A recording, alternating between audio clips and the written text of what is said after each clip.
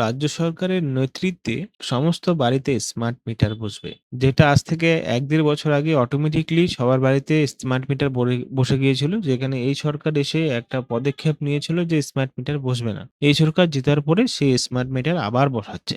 যাই হোক, এটা সরকারি ভাবনা চিন্তা। তো এই স্মার্ট মিটারে কি হতো আগের সময়ে, যে ২০০ ইউনিট পার করত বা ১২০ ইউনিট পার করত পার ডে, মানে মাসের যে লাস্টের দিনগুলোতে, মানে ২৬, ২৭ তারিখে শুরু ২৪ তারিখে শুরু করে ৩১ তারিখ পর্যন্ত প্রত্যেকদিন ৳৯০ করে কাটা হতো। তো মানুষ সেটা জানত না। আমারও কেটেছে, আপনারও মনে হয় কেটেছে। প্রত্যেকদিন ৳৯০ করে কাটা হতো।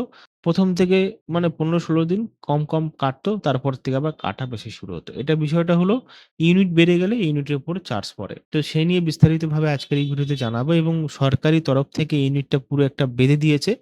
যে ইউনিটটাই থাকবে এবং সেই ইউনিট থেকে যদি বাড়ে সেই টাকা কাটবে। অনেকের সম্ভাবনা দিক থেকে বুঝতে পারছিল না যে কত টাকা ইউনিট। অরিজিনালি আমিও জানতাম না যে কত টাকা ইউনিট। আমি জিজ্ঞাসাও করেছিলাম সিটি বোর্ডে গিয়ে, মানে ইলেকট্রিক বোর্ডে, সিটি বোর্ডে গিয়ে। তারাও কিন্তু কিছুগুলো বলতে পারেনি। তো আজকে এই ভিডিওতে পুরো বিস্তারিতভাবে জানাবো, এবং আমি অনেক ডিটেইলস বা হিস্টোরিক্যাল দেখে, ডিটেইলস দেখে আমি কিন্তু এই মনোভাবনা নিয়েছি। আজকে তোমাদের আমি এই বিষয়টা নিয়ে আলোচনা করব এবং তোমাদের পুরো সাহায্য করব। তো ভিডিও দেখতে থাকো। যারা নতুন রয়েছে ইউটিউব চ্যানেলে এখনো পর্যন্ত সাবস্ক্রাইব করোনি, করে নাও। পাশে থাকা বেল আইকনে প্রেস করে দিও। দেখো, যদি এখন West Bengal electricity distributor company limited যে ওয়েবসাইটটা, সেখানে আসলে এখানে দেখতে পারবে পিএম সূর্যাঘর মুফট বিজলি যোজনা। দেখো, এইটা করার জন্য কিন্তু ৳১-৳২ লাগবে না। এটা করার জন্য ৳১.৫ লাখ লাগবে। তো মুফট ফ্রি তো কিচ্ছুই হচ্ছে না। যেটা তোমরা এটা নেবে, নেওয়ার পরে কিছু পার্সেন্ট সাবসিডি দেবে তোমাদেরকে। মানে ৳৫০,০০০ তোমাকে সাবসিডি দেবে, ৳১,০০০ তোমার থেকে ঢালতে হবে। সেটা ইএমআই তুমি দিতে পারো। সেই ইএমআই এর মধ্যে আবার তোমাকে দিতে হবে হলো ইএমআই ট্যাক্স, জিএসটি, এই সমস্ত বিষয় দিতে হবে। এবং এর যে সোলার প্যানেল লাগানোর পরে এর একটা কিন্তু চার্জ আছে, যেটা সার্ভিসিং চার্জ বলা হয়। তো সার্ভিসিং করতে গেলে প্রত্যেক মাসে প্রত্যেক মানে ৩ মাসে ৬ মাস অন্তর ৳১,০০০ করে লাগবে। সেটা আলাদা ব্যাপার। তো এইটা নেওয়া ভালো, এবং এটা নেওয়ার জন্য তোমাকে মুফত বিজলি দিচ্ছে না। এটা সরকার তোমার থেকে টাকা নেওয়া হচ্ছে। আর এর জন্য তুমি যে তোমার বাড়িতে যদি এসি থাকে, তো এই মানে সুইয়া ঘর নেওয়ার পরে তুমি কিন্তু এসি চালাতে পারবে না। ঠিক আছে? এটার দ্বারা এসি চলবে না। তোমাকে কারেন্টই ইউজ করতে হবে। তো সেক্ষেত্রে কারেন্ট এবং এই দুটো নিয়ে চলবে হলো তোমাদের ঘর। তো অবশেষে যাদের টাকা পয়সা আছে তারা কিন্তু এই জিনিসটা লাগাতে পারে, এবং যারা টাকা পয়সা নেই যাদের কাছে, তারা কিন্তু এটা না লাগালেই ভালো। তো এই গেলাম। এটা হলো নতুন, মানে পোর্টালে এটা এড করে দিয়েছে ওনারা, নতুন সরকার। এবার আমরা দেখব হলো বিষয়টা।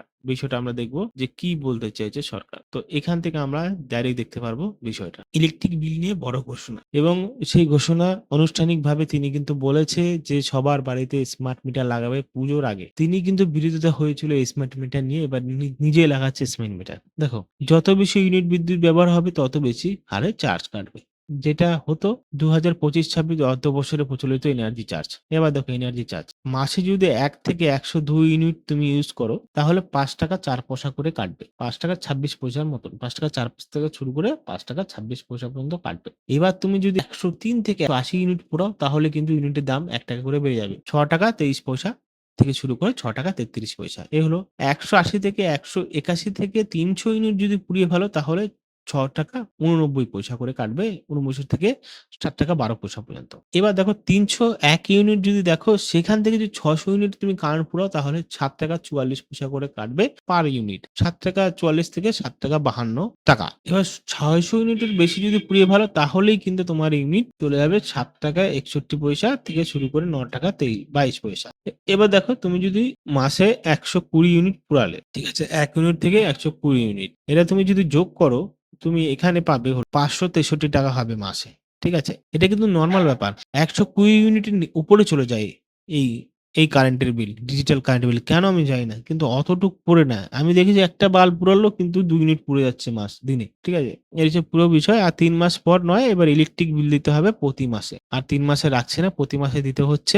অনেকে সরকারি অনুযায়ী বলছে যে এটা দেওয়াটা কারণ ভালো। কারণ কম টাকা হলে কম টাকা দিলে ভালো হয়। কিন্তু কম টাকা কোথায় আসছে? যাদের আগে ৳৫০০ আসতো, এখন তাদের ৳১,০০০ আসছে, ৳১,৫০০ আসছে। কোথায় কম আসছে? ৩ মাসে যেটা দিত ৳১,৫০০ সেটা ১ মাসে আসছে। কোথায় আসছে কম? অবশ্যই তোমাদের মতামত জানিও বিষয়টা, এবং তোমাদের চার্টটা দিয়ে দিচ্ছি। এই চার্টটা ফলো রাখো। এই চার্টটাই কিন্তু অরিজিনাল, যেখানে ইউনিট হিসাবে তোমাদের চার্জ খাচ্ছে।